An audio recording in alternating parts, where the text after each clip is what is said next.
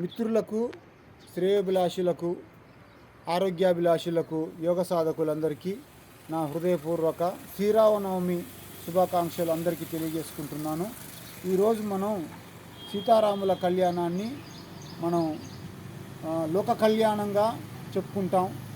అన్ని ఊర్లలో మరి భద్రాచలంలో ఈ రకంగా మనం వారి యొక్క కళ్యాణాన్ని లోక కళ్యాణంగా చేసుకుంటూ ఉంటాం. మరి మన యొక్క ముత్తాతల పేర్లు కూడా మనకి సరిగా ఐడియా ఉండదండి. వాళ్ళ యొక్క తండ్రి ఎవరో కూడా మనం చెప్పలేము. కానీ సీతారాములు, భరతుడు, అలాగే లక్ష్మణుడు ఈ రకంగా మనం రామాయణం గురించి చెప్పుకున్నట్లయితే ఈ రామాయణాన్ని మన యొక్క ఒక పవిత్ర గ్రంథంగా మనం వాల్మీకి మనకు అందించడం జరిగింది. ఈ యొక్క గ్రంథాన్ని వాల్మీకి రాయడమే కాకుండా మళ్ళీ మొల్ల రామాయణం అని అలా ఒకరికి ఎవరికి ఏ విధంగా అయితే ఇది చేయగలిగారో ఆ విధంగా రామాయణాన్ని రాయడం జరిగింది. వారు నడిపినటువంటి, వారు చూపినటువంటి బాటను మనం వారికి ఉన్న గుణాలను మనం కొన్ని అలవర్చుకొని మనం ఆచరించింది కాకుండా మన యొక్క ముందు తరాలకు, మన యొక్క బిడ్డలకు మనం అందిస్తే చాలా బాగుంటుంది. ఈ యొక్క సీతారాముల యొక్క కళ్యాణం ఈరోజు జరుగుతుంది. మన యొక్క దేశవ్యాప్తంగా అన్ని ఊర్లలో, అన్ని గుళ్ళల్లో, ప్రతి ఊరిలో ఒక రామాలయం కట్టుకొని మనం వారిని మనం పూజిస్తూ ఉంటాం. ఏదన్నా కష్టాలు వచ్చినప్పుడు కూడా మనం ఆ గుడిలోకి వెళ్ళి మన యొక్క బాధల్ని చెప్పుకుంటూ ఇలా ఉంటూ ఉంటాం.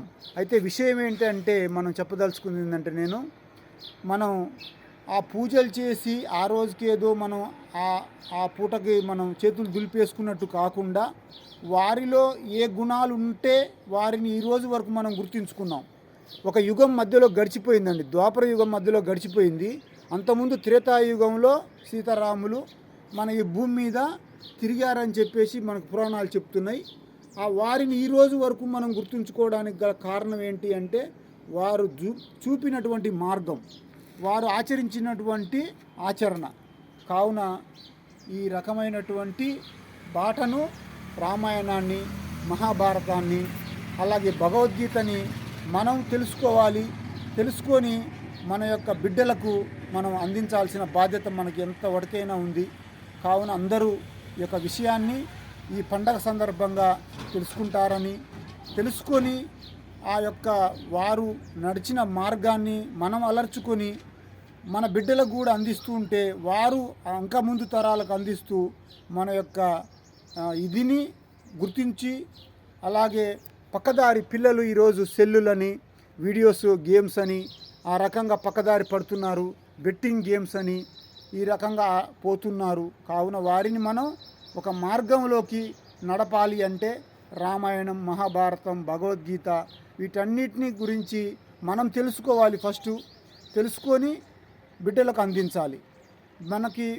మన బిడ్డలకు మనం అందించామంటే వారికి మనం ఇచ్చిన ఆస్తులు అవి కూడా సరిపోవండి. ఎన్ని ఆస్తులు ఇచ్చినా కూడా వాళ్ళకి మనం అందించే తక్కువే.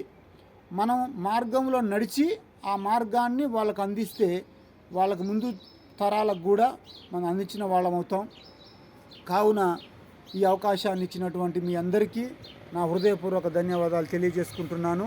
అందరికీ నమస్కారం, శుభోదయం.